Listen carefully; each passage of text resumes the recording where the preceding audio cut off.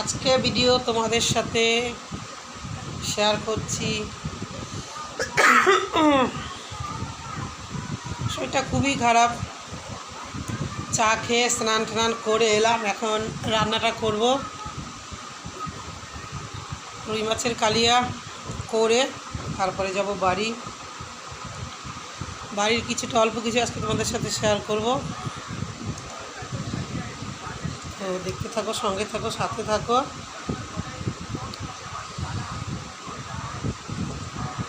মারা যাওয়ার পরে কোন বাড়ির থেকে তাড়াবে, ভিতরে পরিকল্পনা চলছিল, অনেক অনেক অনেক কিছু। দিদি, ছোট বোন আর ছোট ভাই নিজের মাকেই মেরে ফেললো এই বাড়ির জন্যে। মা মরে গেল বাড়ি বিক্রি করে, বিশাল টাকা পয়সা ব্যাংক ব্যালেন্স থাকবে। তো মা পেনশন পাইতো, ওই 15,000 টাকা খাইতো, এটার হতো না, এটার কী হবে।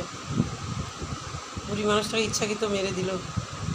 কিন্তু আমি যদি কিছু করতাম, কিছু দিতাম, তাহলে হয়তো বলতো আমি মেরে ফেলেছি। যার জন্য আমি খুব সরে সরে থাকতাম এবং ওদের আড়ালেই কথা বলতাম। আমাকে ডাকতো, অযত্নে মেরে দিল ছেলের ঠাকুমাকে। আমি এখন যাব বাড়ি, আগে রান্না করব, তারপরে দেখতে থাকো, সঙ্গে থাকো।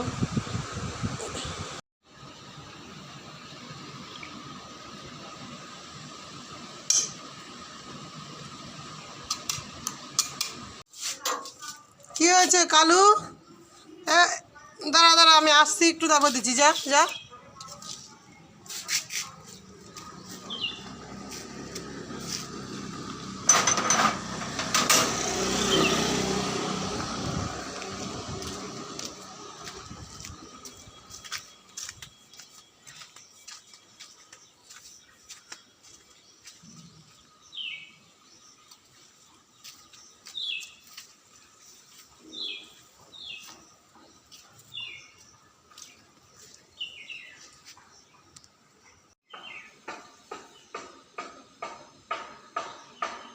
ঠাকুর ঘর পড়ে আছে, ঘরটা হাফ সারাই করা হলো, আর হয়ে উঠলো না। তার মধ্যেই তো সব শেষ হয়ে গেল।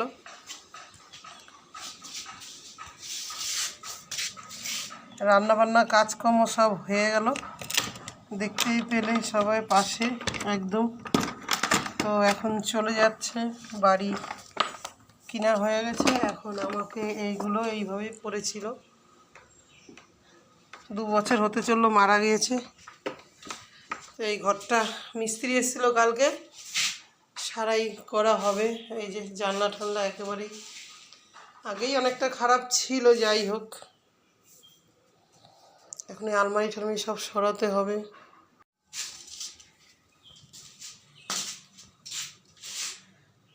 এই তো ঘরের অবস্থা। এই বাড়ির থেকেই আমাকে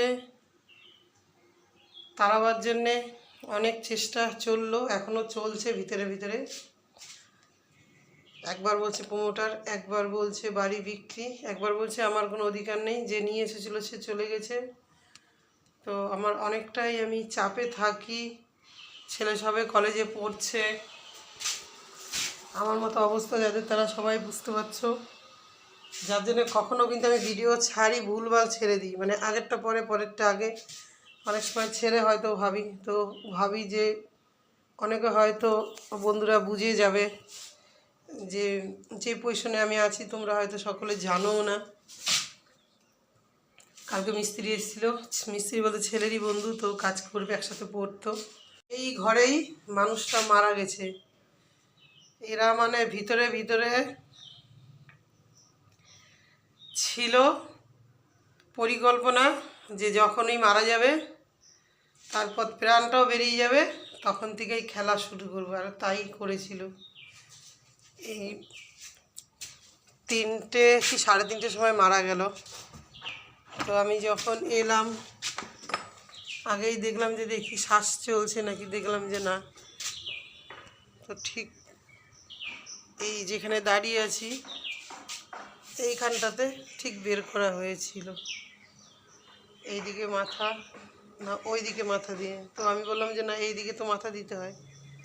তারপরে ওই সাইডে নিয়ে রাখা হলো, ওখানে তুলসী মণ্ডপ আছে, দেখাচ্ছি তোমাদেরকে।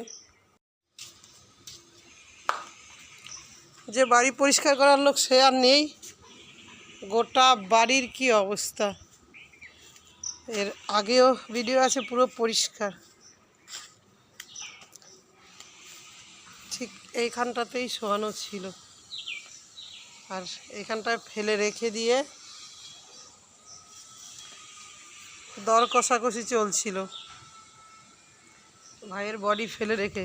আর ছোট বোন ভগ্নিপতি বলছে ওর স্বামী, তো ওর কাছ থেকে হাফ নেওয়া হবে আর হাফ আমরা দিতে পারি।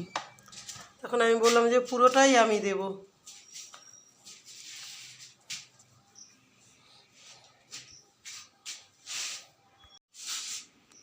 এই চৌকি, এই মাথার কাছে এখানে চেয়ার ছিল, এখানে বসেই খাওয়াচ্ছিলাম। যেদিন মারা গেল রাতে, সোমবার সকালবেলা, গরুর দুধ, তার মধ্যে আমল দুধ মিলিয়ে, তার আগের দিনও রাতে খাইয়েছিলাম রবিবারে।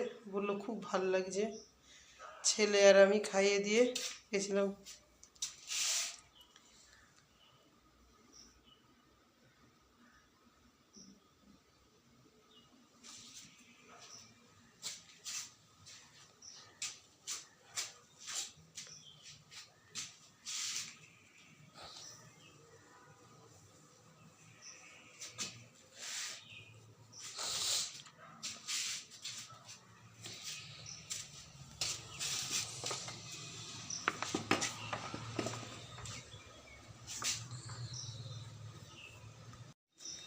মা আর ছেলে রাত 2:30-3টের সময়ই ভাত খেতাম, কারণ 12টা 12:30 এরকম সময় খাওয়াতাম। যেহেতু এইটুকু দূরত্ব ভুলে খাইয়ে দিয়ে যেয়ে একটু নিজেরা হাত পা ধুয়ে বসে তারপরে খেতাম। এই যে কাঁঠাল গাছ রয়ে গেছে, কাঁঠাল এই গাছে উঠে পারতো।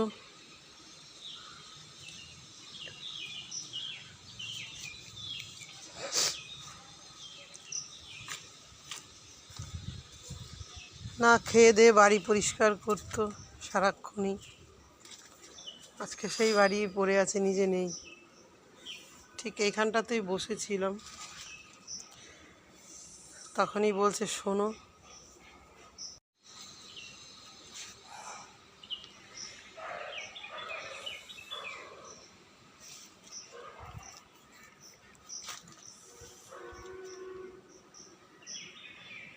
চন্দন গাছ, হাতে যত্ন করে এত সুন্দর করে তুলেছিল। শ্বেত চন্দন, এটা সাদা চন্দন।